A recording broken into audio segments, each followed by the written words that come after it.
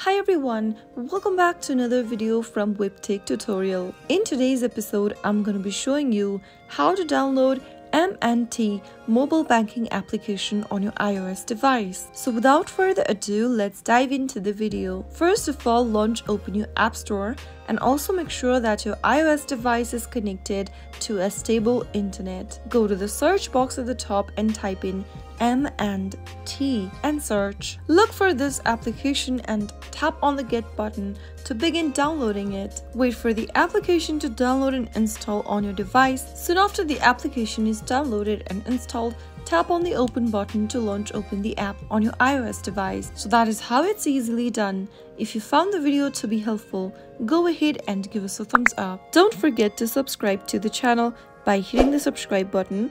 Also press on the bell icon so that you'll never miss another upcoming upload from us. I will see you again in the next video.